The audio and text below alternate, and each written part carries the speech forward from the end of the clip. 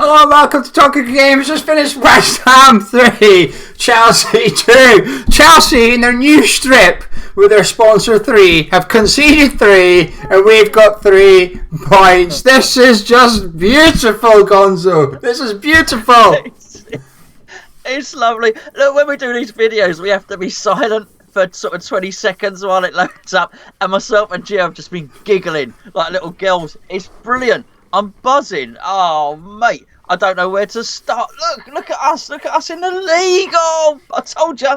Champions League, here we come after this one. I can't believe it. Every time we go behind, Geo, this season, we lose the game. Every single time when the opposition score first. Something like that. I can't believe it. Are you going to take us through it? Talk us through it, mate. I've got my notes, thankfully, because everything's becoming a blur. I'm just so happy, Gonzo. I'm just delighted. I'm buzzing, but I'm also just full of pride right now, to be honest with you. Full of pride in every single one of them. What a win! What a game this one! It was a superb game as well. The neutral must have loved that. But it had everything in it, but a red card. And to be fair, they might as well have just thrown one of them in as well. But this is what supporting West Ham's all about, isn't it? Ashley Cole's in the studio. He looks more miserable than Frank Lampard. We've done the double over Chelsea this season. It's fantastic. It's just, what a win. What a win. Anyway, we're going to do the highlight bit. We're going to do that. Happily. For the first time. Come on, bring it on. Antonio shot, Pulisic shot, whatever. Anyway, half an hour gone. We made it 1-0. Corner comes in. It gets bundled into the net by Souček, because obviously when you're first watching it, you don't really know how it's happening. You just see the ball disappears and appears in the net again. You think, we've scored, and then VAR comes along. Now listen, this is probably the only bit of negativity. Yeah. But this is, what do you make of it? VAR ruling out the goal number 1. Okay. Start of the season, we played Brighton away. I went to the game. I did the match review afterwards, and I said VAR's gone for us today. And I said it's important I say this now. I don't like it, even though it's gone in our favour. It's ridiculous.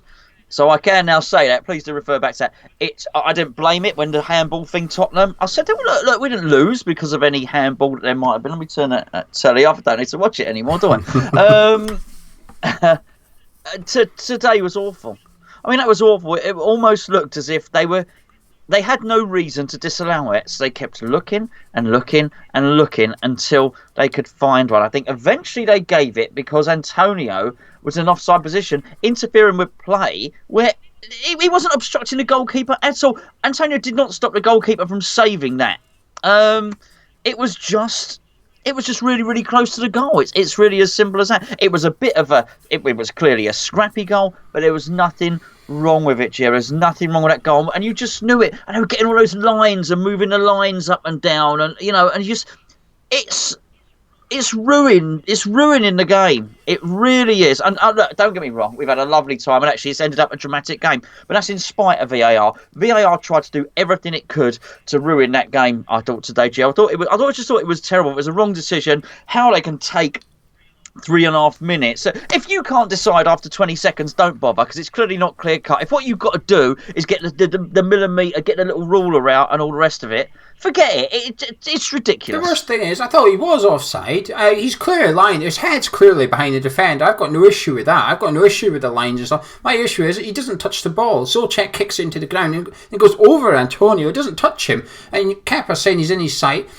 Piss off, mate. He's literally covering up half your goal for you. He's actually helping you, not Souček. He's helping Chelsea here. The VAR thing's just a farce. They're genuinely reviewing every goal now, trying to find a reason to rule it out, and it's just completely wrong. The idea was clear and obvious. Like you said, more than 30 seconds or something is clearly not clear and obvious, the error. Therefore, it stands. You have to go with the on-field decision. Referee didn't give anything against it. Ridiculous thing. And I know people, Chelsea fans say, well, you're going to say that. Well, we've still gone on and won the game, which is good, because if we'd lost, everybody would say, you're only saying that because you lost. Well, we didn't. We won. And VAR is still a load of rubbish in that decision. I just don't get it. Stuff like that you watch, it really does kick you in the stomach as a football fan, and especially when it goes against your team as well. But even just as a football fan, you watch that and you think, oh, come on, this is too far now. You're just ruining football.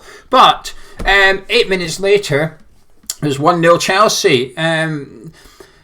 A big error from Diop, really. I mean, there was no VAR needed for this. No, there wasn't, and you dangled a leg out, and you give him an excuse, and he was brilliant. Pulisic, we highlighted him in the build-up. Of course, he is a brilliant player, and it was a real threat to West Ham winning that game. Brilliant, huh? Look, he dangled his leg out, and he gave him all the excuse he needed. Look, Pulisic could have stayed up. Did he? No. He threw himself in the end, threw himself to the ground. And again, before anyone gets that, I will go on later on to say I think Antonio threw himself to the ground. Both of those players could have stayed up. Anyway, so Diop gave him the bait. He gave him all the excuse he needed. Went down. But it just felt so. It felt so gutting having just had that goal disallowed. It was 8 minutes, was it? It's funny. It felt like 30 seconds. But I guess it did take them almost 8 minutes to come to the VAR decision, didn't it? It's why it felt like 30 seconds. So I was at that. Well, we all thought the worst at that point. Clearly. Yeah, I mean, 1-0 Chelsea was a good, well-taken penalty. I experienced every emotion in the space of that 8 minutes. I went from watching to pure joy and happiness to a little bit of confusion, followed by anger, followed by disappointment in Diop. Then I was upset we were losing 1-0. And then, just before half-time, though, we score again, but nobody celebrates. Did you? No. Did you? And that's what it's done. It's killed it. No, because it went in. I didn't. I was looking at Solskjaer, and Solskjaer was just like looking around as if to go, are you going to give this one? Is this one all right? One, I was looking at the referee, but it was hard to celebrate. I mean, once it was clearly a goal, then I was like, get in, come on. But for a while it went in, no, I just sat there and I thought, all right, okay, what's going to happen now? Because it was almost like too easy. The goal went in, it came in, he headed it in. I thought, whoa, there's probably a push or something going on here. I just don't trust it anymore, especially after the first one. But great goal. Solskjaer's been peeling off to the back post since lockdown. Solskjaer has been going to the back post to get the headers in. Normally he's been heading them back into box. Headers in. Why Azpilicueta's up against someone as tall as that, I do not know. But we'll take it. Happy days. 1-1. What were you thinking at half time? At half time, what was I thinking at half time? I went down to the house to make a cup of tea, and my wife said, "Oh, you don't look happy." I said, "Actually, no, it's all right." She said, "What's the score?" Expecting it to be sort of 3-0 at Chelsea. I said, "No, it's 1-1." I said, "All right, okay." So I think still a bit nervous, still a bit robbed. I still felt that really we should have been in the lead. I didn't feel. I still felt. I thought we'd played well in parts, but I still thought a lot. This was going to go and even out in the second half because, crikey, come the end of the second half, we had some performances. But I still thought in the first half, we were so reliant on Declan Rice, who'd had a barnstorming first half, and there were some other good performances as well that we're going to go into. And obviously, Antonio was working so hard, but I thought up until the point where the corner went over, Bowen had been out of sorts. He was misplacing a lot of passes, and so I was still worried. I knew from your own build-up show and what we discussed earlier that Lampard was going to make changes and make substitutions, and it was likely to change the game, and he did make substitutions to excellent effect. I was still having mixed emotions, but my main thought was, please, the players are going to be angry. Please just channel this anger into going out there and giving 100%. Use this as motivation, as drive. You've just shown that you can score 2 against Chelsea. Go out there and keep on going, get something from the game. Because I don't think Chelsea were at their best, but I don't think we were at our best. I thought it was a bitty first half. I thought both teams were in it. I thought Chelsea were very dangerous coming down the left, but I thought we were very organised. We were retaining our shape. I mean, you could see what the formation was today. Sometimes you come after the game and think, I'm not sure what the formation was. It was clearly 4-2-3-1, because every time Chelsea had the ball, we sat in there, we sat on the halfway line and says, you have it in your half, we don't want it, you have it. We're going to remain organised, remain disciplined. I thought every player was giving 100%. It was, again, I don't think every player was playing particularly well. I thought a lot of people upped their game drastically in the second half. But at half-time, I thought they were trying. They were all trying. That's the main thing. We didn't have to wait long, though. 6 minutes into the second half, it was 2-1 West Ham. Mikel Antonio, he throws himself to the floor. Goes out right. Bowen goes one-on-one with his man, gets the ball in, and there's Antonio with a tap-in, essentially. Yeah, and bearing in mind, we don't have a striker. He was very much in a striker's position and read that well. And obviously Bowen, with his right foot, put the ball across. I thought did really well. Of course, come away with a couple of assists today. Bowen having not played so well in the first half, certainly. I thought the whole move was good. I really liked the way I felt Rice drove that move forward to start off with. And it showed earlier on in the build-up show. I was talking about the benefit of just having someone that can eat up some ground or beat a man or just do something different in the middle. And it's a hell of an attribute in midfield. And he just sort of drove forward, played a couple of exchange passes with Lanzini.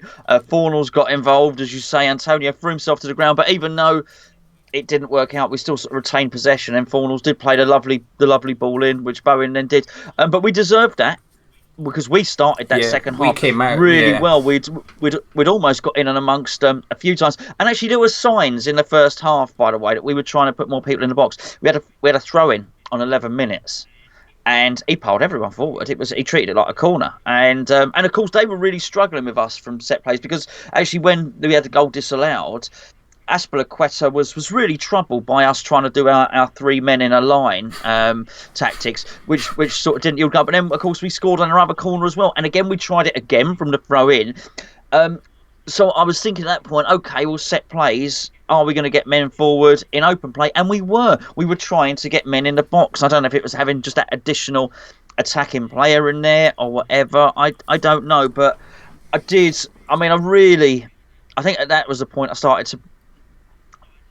to believe at 2-1 up. Well, that's an easy time to believe, isn't it? When you're winning, of course you're going to start to believe. Oh, not fully. No, I still was full pessimist, West Ham and squeaky bum. Still thinking, well, what's going to happen here? Because Chelsea were looking really good. He'd made his subs, and he'd brought Loftus-Cheek on and Giroud, and there was more crosses starting to come over, and Pulisic was getting more and more into the game.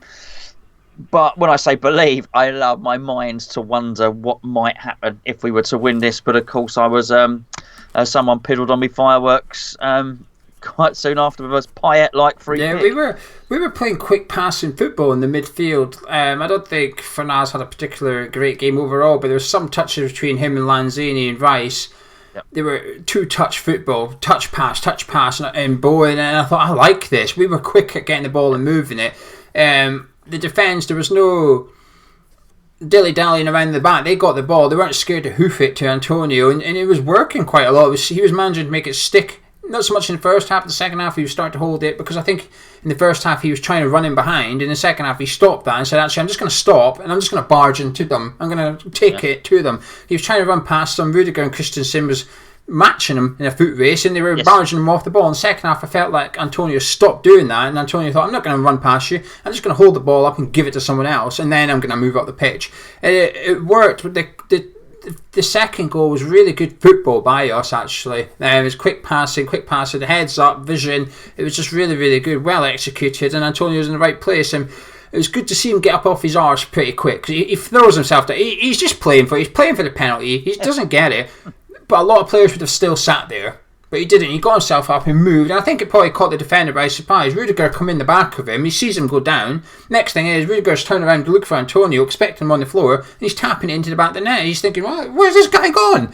He scored. Happy days. 2-1. Wilshere came on for Lanzini. And Chelsea's free kick made it 2-2. Willian. A lot of criticism for Lucas Fabianski. Are you one of those that's going to criticise Fabianski, or... Gio, I don't know enough about goalkeeper positioning. I've got to say, I heard the commentary. Gary Neville thought he should be a little bit further over. Guess who's further over? Someone that can do that much skill puts it over the other side. I don't know. I couldn't say with any certainty. Don't know. It was a very good free kick. I'll say that much. I think Fabianski is a little bit at fault. He takes that step to the right, doesn't he? He's completely off-footed. But I think Chelsea, you have to give credit to two Chelsea players. I don't know who they were. Willian's obviously taking a free kick. Fantastic free kick. And everybody, if you took a still frame of that before he hits it and says, where's he putting it? We'd all put behind the wall. We'd all say, he's going to try and get up and over the wall, isn't he? Fabianski's expecting him that. Fabianski stand there to say to him, go on then, put it there, and I'm going to go that way. But there's two Chelsea players, not sure, maybe Mount and Pulisic. They make their own little wall. And because of, since lockdown, there's a new rule in Premier League and all football that you have to be now a metre away from the other wall, because normally the oppositions can go right up against the defender wall and stand right in front of them. They're not allowed to do that now because of social distancing. They've got to stay away. So Chelsea wall go, yeah, right, we'll stay away. So they make their own two-man wall, and when you watch the replay, you can see behind Willian. Fabianski, you can't see Fabianski. He's behind the two-man wall. I don't think he can see the ball. I think by the time the ball comes, he's done. It's not his own one. It's a Chelsea one. So very well played to whoever at Chelsea decided to come up with that, because Fabianski was completely unsighted. It's Fabianski's fault. He should move. If he can't see the ball, and you can see he can't see the ball, he should move out the way, move somewhere else. But it's a pinpoint free kick. And listen, Bowen against Spurs had an inch the wrong way, hit the post and come out. Willian hits the inside post, posting in. So it's a great free kick by Willian, but I think Fabianski should be doing a little bit better, and he shouldn't be allowing an opposition wall to unsight him as easy as that. 77 minute. This is where David Moyes rolls the dice and surprises a few people, perhaps. Takes off Jared Bowen and puts on Yarmolenko. Risky sub, but we'll get on to it in a second. But then Gonzo in the 89th minute. Declan Rice boots it, he clears it. Antonio barges in, shields it, gives it to Fornals. He flicks it back to Antonio.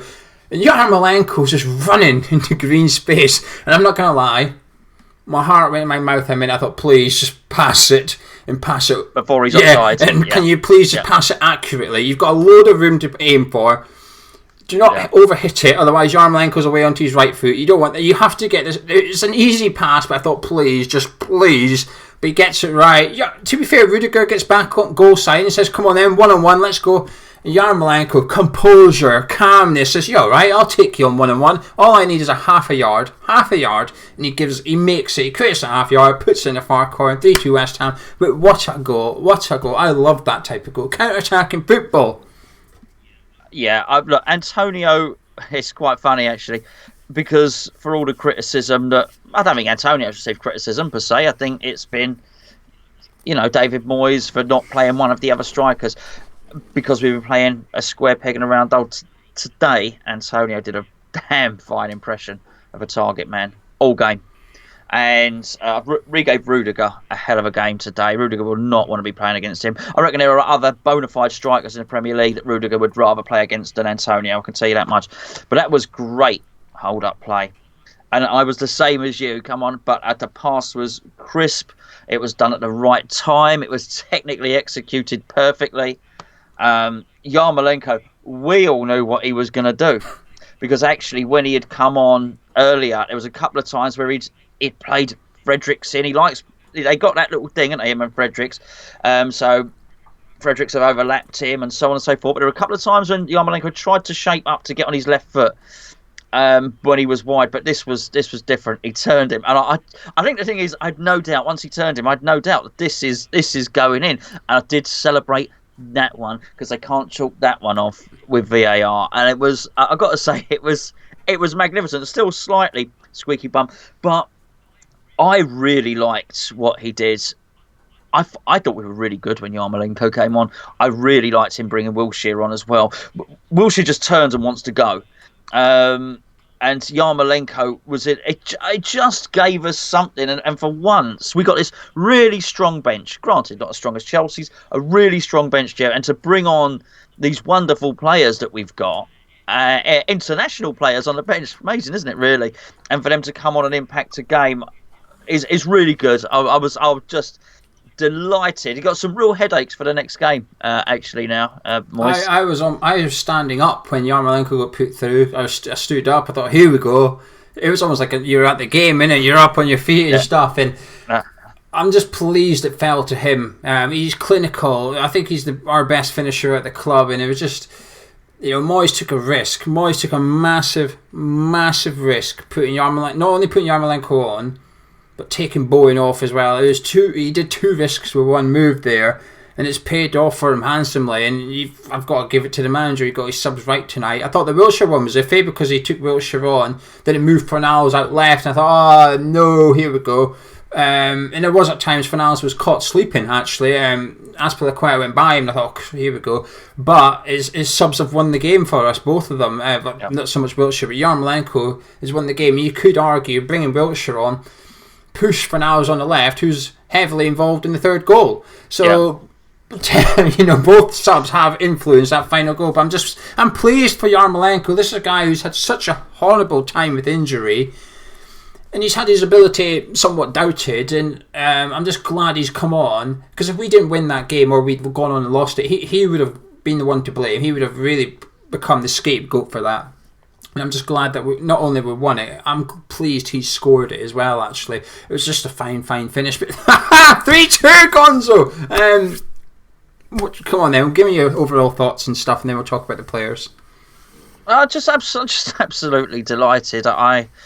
We were terrible against Wolves. We were a little bit better against Tottenham. We were a lot better today.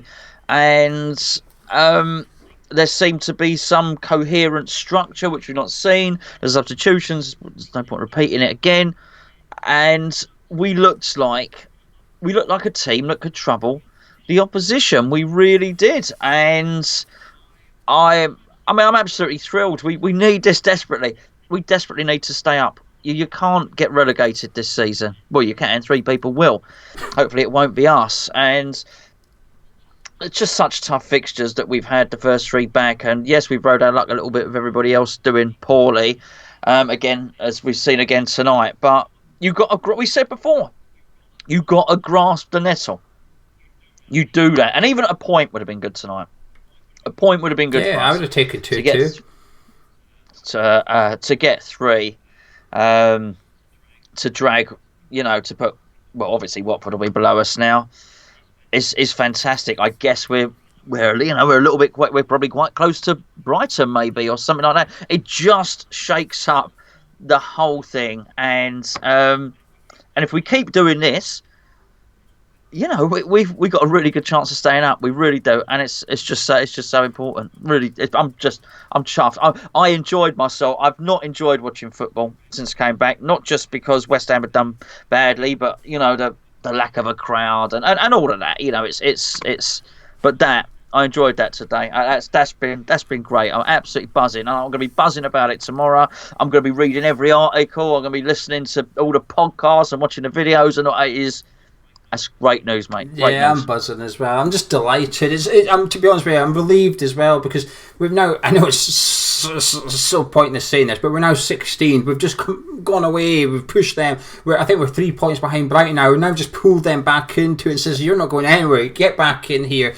Villa, Bournemouth, Watford, Brighton fans, I know they would have all been watching that tonight going, no, that's the last thing we needed, because we've lost not Brighton, but we've just lost easier games, and there's West Ham getting a big scalp at home, winning a game. Even when we went 2-1 up and it was 2-2, and then Chelsea were on top. Let's make no bones about it. Chelsea were pushing and we were getting deeper and deeper. As a Villa Bournemouth fan, you've been sitting there going, oh, here we go, come on Chelsea. But we've just gone and won. This is the worst thing ever. It's not just the fans, it's the players. If you're a Bournemouth fan, if you're a Bournemouth player, you just got smashed 4-1 by Newcastle. Then you've gone home, you put the telly on, you just watch West Ham win, you're thinking, you're probably resigning yourself to the idea of relegation now. The mentality of the other teams have changed, the mentality of our team will change. We will now go to Newcastle on Sunday with our chests out, saying, come on then, let's have a fight, let's do this. A point at Newcastle is now probably good enough. Yes. We would have needed to win. Now we can go to Newcastle and probably come away at a point thinking, that's enough, we can keep on just avoiding defeats and we should be alright. But tonight was just fantastic. The discipline in that team was not something I've seen all season. The organisation, every time Chelsea had the ball in their half, we got back into position, 4-2-3-1, we filled it up, we pressed in pairs or in threes. There was no headless chicken, there was nobody running out of position aimlessly, running after someone. Everybody stayed, even when it's hard, and it is hard to resist running on your own, chasing the ball. Everyone stayed there and watched the ball getting passed by, but they just stayed still, blocked the channel passes. It was just fantastic to watch. even when we got on the ball, I thought the first half, I thought we were a little bit cagey. Second half, we played some good stuff when we got on it. As soon as Yarmolenko come on, like you said, Fredericks kept going down that right, and you thought, here we go. Now we've got something else. We said before the game, we want to see surprises. The long throws were surprises. It's a horrible thing to watch. It's Tony Pulis Stoke stuff, right? It's not a good thing to watch. But tell you what, it's flipping effective. And I'm not going to lie, when I saw Antonio going and getting, I saw Diop and Souček standing at the front post, I thought, here we go. If he gets this throw in right, I fancy one of these boys to flick it on or something. Yeah. I'll take anything. But while it might be an ugly way of winning, it's a tactic. It's something that we've planned. It's something that we've got written down and says, this is our playbook. This is what we're going to do. And Chelsea weren't ready for it. We saw Azpilicueta for a corner in the first half, clearly rattled. He's grinding Diop's leg. He's literally sitting down, rubbing his arse on his leg. I don't know what he's doing. They call it, is it called twerking? Yes, it is twerking. He was like twerking. He was twerking Diop. Diop's just standing there looking at him, what are you doing? He almost got into the Chelsea's defence's head. It was just fantastic. Anyway, individual players, take your pick. Not all of them. Take 2 or 3. I'll take 2 or 3. Not your man of match. Keep your man of match. Keep my man of the match. Right. Okay. Antonio, I've already discussed for all the reasons. Such, you thought it was going to be a bad day when he missed that thing at the start, when he dragged it wide, but I thought he did well to get in there. His first touch was brilliant. His second touch was a shot, and it was atrocious. Oh no! But he has actually given David Moyes a decision to make, even if Sebastian Haller is fit for Newcastle. I think he's got a decision now. I really do. Bowen, I've discussed is Bowen's not going to get man of the match. He's come out with 2 assists today, so well done to him. I thought Declan Rice was magnificent in the first half, by the way, and did some of the things, if not all the things, that we suggested he might do when playing against Chelsea. Not because it's about Chelsea, that's how Declan Rice plays. He's not just turned up with Chelsea and upped his game for that. I'll just maybe a little word for, I think, possibly Ryan Fredericks as well, who I thought was a worry and remains a worry and is always a worry. But he stopped a number of crosses today. I thought he played well. I thought towards the end, not just when Yarmolenko came on, he was good then. They started getting attacking. But I thought he had one of his better games today, Ryan Fredericks. And man of the match. No, keep him. Is, I think we are ready to pick the same man of the match going by who you've just praised, or should I say who you've not praised, which could be interesting. I'm going to pick out Lanzini because there was a big game for him today, and I don't think he was anywhere near man of the match. But I don't think he had a bad game. However, off the ball, I thought he was fantastic. On the ball, he's still a bit slow, but he is good at his quick little passing. He's got quick feet. He drifts about. He gets the ball, he gets his head up, and he's happy to stride with it if he has to, where some of our players get it and want to get rid of it immediately. He's comfortable with it. But I thought off the ball, I was watching him, and he was just so disciplined, which is something we've severely been lacking. And I don't want to put a downer on this review, but it's only fair that I say it. We played well because Noble wasn't there tonight. We had 5 midfielders. We had 5 midfielders tonight in position, stayed disciplined, stayed organised, passed the ball about between them all 5 of them in various partnerships. Was fantastic. Against Spurs, Noble was running around like a headless chicken, chasing centre backs and stuff, and then he was tired by half time. He was knackered. There was none of that tonight because they conserved their energy. They ran effectively. They weren't lazy. They just didn't run when it wasn't required. So come the end of the minute, the 90th minute or whatever, we still had Declan Rice, Antonio and Fernandes running. They were still fine. They were still running. That's not something we saw. There's a massive change in attitude and discipline. I was really impressed by that tonight, and I thought Lanzini did it really well. And I think he's also given David Moyes a bit of a headache for Sunday. And I think Moyes, I'd be surprised if he doesn't start with the same 11 essentially, and that's a big compliment to everybody that was on the pitch. I thought Ogbonna, I'm glad to have Ogbonna back. Maybe he's your man of match, he's not mine, but I thought Ogbonna was brilliant. Yeah, he's yours, you're smiling. But I thought Ogbonna was brilliant tonight. There's a couple of crosses come in. He doesn't even touch the ball, but he just ushers players out the way. He says, you're not getting this. That ball's bouncing and going out for a goal kick, thank you. I feel much safer with Ogbonna in the defence, if that makes sense. Against Spurs, Diop and Balware are just constantly hoofing out, and there's a couple of times Ogbonna just gets his foot on it and passes it to Creswell on the left. Says, you have it, stop booting it up the pitch, just pass it. I thought he was magnificent, but you could sit and praise every single player, really. The only thing I'll say for Antonio, in the first half, you could tell he wasn't a striker. That chance he missed, my striker takes that. There was a run, Bowen played him in at one point, and he didn't run, and you could see Bowen looking at him. Now, that's just not his fault, it's just because he's not a striker. A natural striker would have made that run. But in the second half, he almost went from someone trying to run in behind to a target man, and that suits him so much better when he doesn't have to do those runs. When his responsibility is hold it up and give it to someone. And he was doing it, and he saw his vision. And I'm not talking about the third goal. There was one he gave it to Yarmolenko and he tried to get it back from him. But it's just the way he held it up, he held the defender off, he turned, he played out to the right wing and he moved. I thought, perfect, this is what we want. The defence is at the back, struggling to breathe because they've been under pressure for the last 3 minutes. And you've just given them a massive break here. Speaking of break, Martin Atkinson, he played a blinder, let West Ham do a sub, and then called a water break, so we got an extra long period. Cheers for that one, I'll take that one.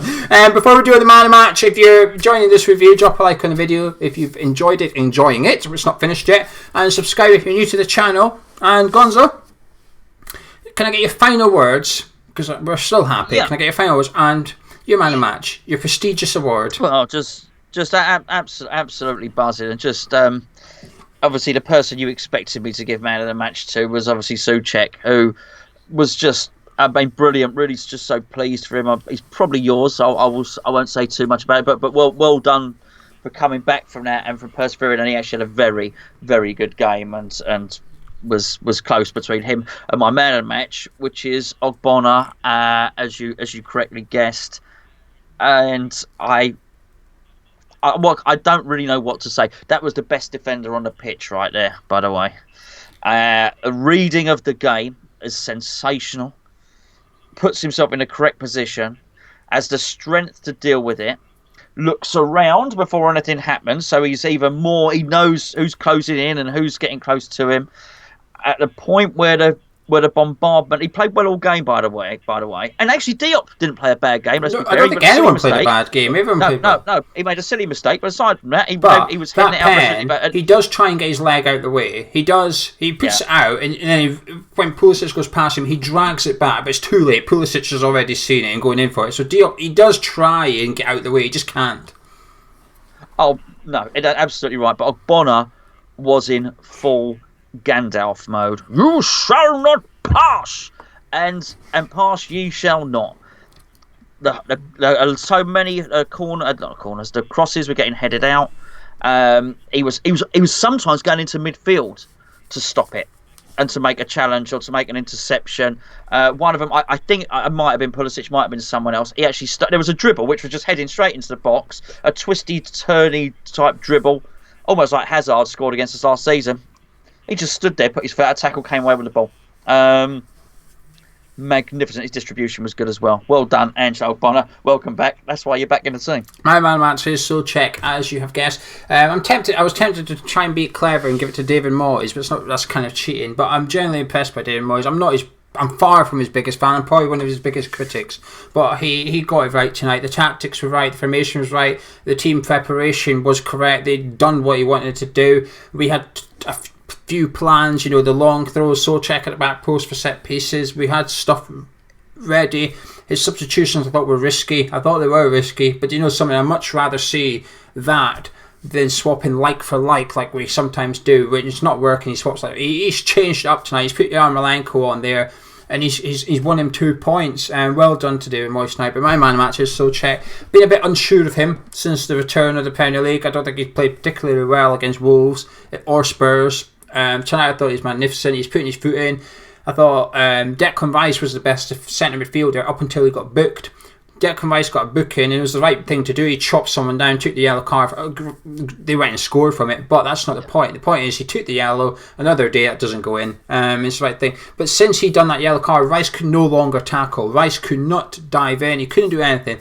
And I felt like Souček stepped up a little bit. And Souček said, I'll do the tackling now. You sit a yard behind me and let me be the shield. So if anyone's getting booked, it's me. He got his 2 goals. I don't care about VAR. He got his 2 goals. And that's even more reason giving man match, because after the first one, his head could have dropped. He could have thought, oh, bugger this. I'm not playing this game, because a lot of us watching were also thinking, I'm not watching this game anymore. Some fans would have turned that off, right? But he didn't let his head go down. He got his second goal. I thought he was all over the park tonight. So, well played, Thomas. So checking. Performances like that make 16 million or whatever we're going to fork out on him. Now we're a bit closer to staying up. It's making it look cheap. We've got a little bit of a bargain on our hands here. We can see that, Thomas. So check for the rest of the season. Anyway, Gonzo, we've got to go do our player ratings for the patrons, but West Ham 3, Chelsea 2. About time. I might go and look at the league before we do that video. Anyway, guys, thank you very much for joining us. It's been the most positive review all season, because our other wins, it is because the wins normally, we're not, I think this is our first win all season that we've been at home. Yes, because we've not been Southampton drunk. Away I was there, Chelsea away I was there, Southampton at home we were both drinking or whatever, so I think this is our first win. We were both at home, so this is a sober review with both of us with a win. It's only taken till match day 33 before we got there. Drop a like on the video if you enjoyed, subscribing you around here. We will catch you in a bit. Patrons, your player ratings will be up in a couple of hours. Catch you in a bit.